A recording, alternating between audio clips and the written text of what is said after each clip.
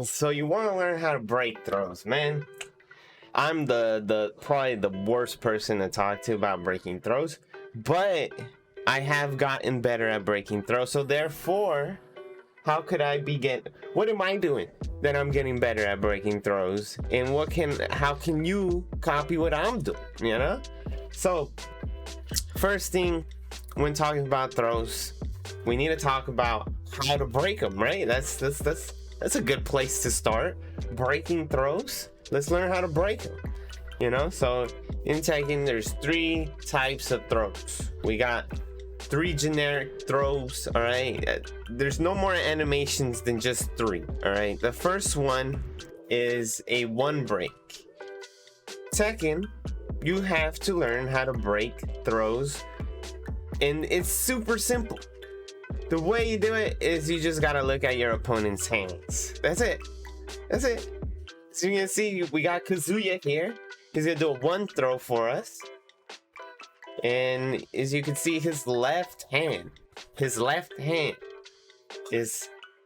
reaches out further to grab you. So that's how you break the 1 throw, is you just press your left punch button. Next is your 2 throw, your generic 2 throw. 2 throw, you know, is broken opposite. This is 1 throw, 2 throw, you know, and then we got your 1+2 throw where they look like they're trying to pick up a heavy pot of beans, all right? But whatever. Now that we understand how to break throws, all right, it's just you gotta look at the hands. You might be saying, well, Oz, I know this, but it's still really hard for me. And if you're an intermediate play, and by intermediate play, I mean you don't play in tournament. It's just that simple, all right? A lot of people flowchart their throws. That's just how it is. We just flowchart our throws. I do it, you know, I have a very common spot. I like to do down back 2, dab on your feet with Devil Jin, and then after that, I go for a throw. Because I understand that you're not gonna or most good players aren't gonna press buttons, you know, in that situation. There are some people who do it regardless, you know, like Yoshi players, because they understand that their move comes out really fast. But whatever. Point is, if you pay attention real closely to the game and you just got thrown and you ask yourself, what move did he do before he threw me? Yeah, do your detective work, you guys. And you might say, oh, he did this move. So the next time you see that move hit you, you should probably guess maybe he's gonna do a throw, or maybe he's gonna do something else. But maybe I should try countering the throw, or you know, just do, you know, playing Tekken essentially. Maybe I should just play Tekken, you know, actually adjust, you know, that's a good thing. So now that you understand common situations for throw breaks, I just spit all over my keyboard. All right. There are other scenarios, but I'm not gonna go in depth with them. And next thing we need to talk about, there are some characters who are the exception to the rule that I just said. All right, there are some exceptions to the hand shenanigans. All right, one of them being giant swing. These giant swinging characters, don't know why. Hey, look, let's make one of the best throws in the game even better by making it so it looks like a 1+2 throw, but in reality it's a 1 break. Why is that? Why is that a thing? It's super hard to tell a beginner, hey, yeah, this is how throws work, but there are a few exceptions. All right. So next thing I wanted to talk about is drilling throws. I think a lot of us are drilling throws incorrectly. I think a lot of you guys just go get Dragunov, and then you guys set him to do a 1, a 2, a 1+2 throw, and everything, you know? You're off to a good start. But then you guys just stand in front of him and let him throw you, when in reality you guys can't even see the hands. So you need to be able to see the hands. That's like the biggest part of throws. I just said it. You got to be able to see the hands. So one way to drill yourself to practice seeing the hands is to not get thrown and watch him with the throws, so you can try ingraining in your head, when you see him with a 2-throw, you say 2-throw, and then you press the button on your stick or on your controller. And the reason why you're doing it in this method is because we need to start small. You can't just throw yourself into the fire and expect yourself to be able to break throws and then get aggravated that this guy keeps switching positions and just keeps throwing you. What you need to do is just sit down, watch him with a few throws until you feel comfortable. Hey, I'm starting to see and notice the difference between a 1-throw, a 2-throw, and a 1+2 throw, and I'm actually clicking the buttons on my thing so it comes out, you know, so it just, you know, so it actually comes out on the screen, you know. And then the next thing, once you're done with that, is you need to have throw yourself in there and you get thrown or whatever, but I'm pretty sure that's gonna increase the chances of you actually seeing the hands. It's gonna start to become kind of like a move in Tekken. You're gonna see it, think for a split second what was it, and then you're gonna press the corresponding buttons. And since they open the window for the throw break, even somebody who has the slow reactions like me can break throws in this game, you know.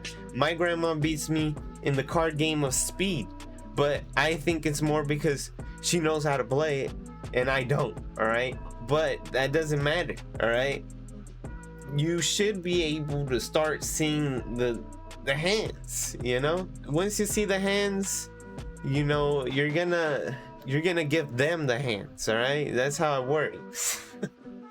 So corny.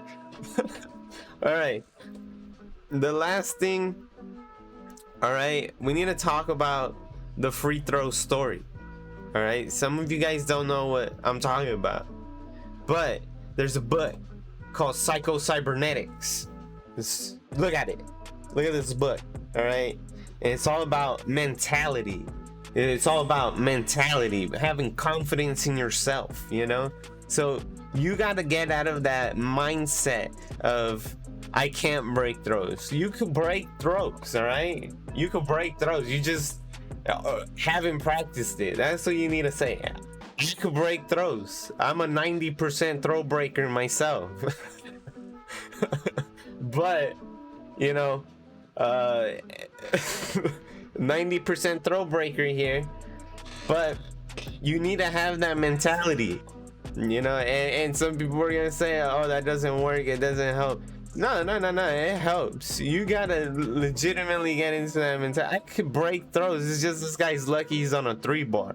I could break throws. All right, the next thing when it comes to mentality and, you know, the brain and stuff, is you take some time out of your day. I know this is gonna sound very hocus pocus, but hey, the guy said it in the book.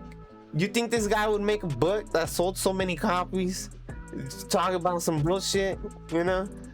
So, in this book, he says how imagining your goals or imagining yourself practice something actually increases the value or you actually being able to do that thing. So, just imagine that.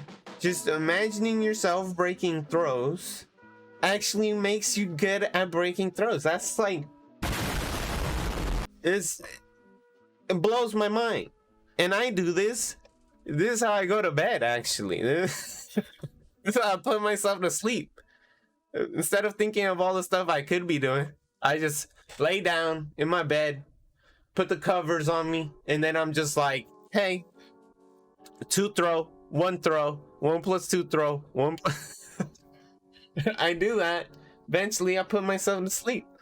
And with these things, okay, look, before I keep going and you guys are like, okay, there's no statistics or whatever in this thing. I was gonna talk about the free throw story, but I glossed over it, all right? But the free throw story is essentially they had 3 groups shoot free throws, all right? Just so you guys don't think I'm on bullshitting you guys on the imagining, all right? So they had 3 groups practice shooting free throws. They had 1 group, or technically 2 groups, but whatever. They had 1 group practice. Physically, they had a basketball in their hands. I should grab mine. Look at that. They physically had a basketball. Physically had a basketball. And they practiced shooting free throws. The second group didn't have a basketball, but they practiced imagining themselves making free throws. And then the third group didn't practice at all. Congratulations for them, right? But like I was saying, the first group got 25% better. The group that actually practiced with the physical ball, they got better by 25%. All right. So if they made if they made 1 free throw out of 4, they made 2 now. All right. Then the group that imagined themselves making free throws got better by 19%. All right. And I'm not very good at math, all right? But 19%, I'll take it. You know, I'll take it. I'll take a 19% increase on anything, all right? So then the last group, they didn't get better at all. So if you can't practice, technically you can practice. All you have to do is just imagine yourself seeing the hands breaking throw. So therefore, there's no excuse for you not being able to break throws. If you're committed to Tekken, you're committed, you know? We're all gonna end up having tattoos of Tekken on our ring fingers because we married to this game, all right? So with that being said, you guys are gonna get better at breaking throws because you watched this video, and there's also a 5% increase on breaking throws if you like this video, and there's another 5% if you just subscribe. That's another one. Subscribe, you get another 5% there. So you know, that's pretty much all I wanted to do. I wanted to make a really quick video on how to break throws, how to get better at breaking throws, and you know, common situations where throws happen. You know, it's plus frames, bro.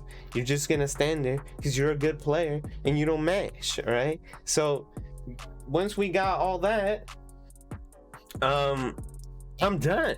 You know, look at that. It's super easy. YouTube is easy, bro. It's free, all right? You guys have a good day. Stay safe. Wear your mask. Don't do drugs. You know, I'll tell your mom.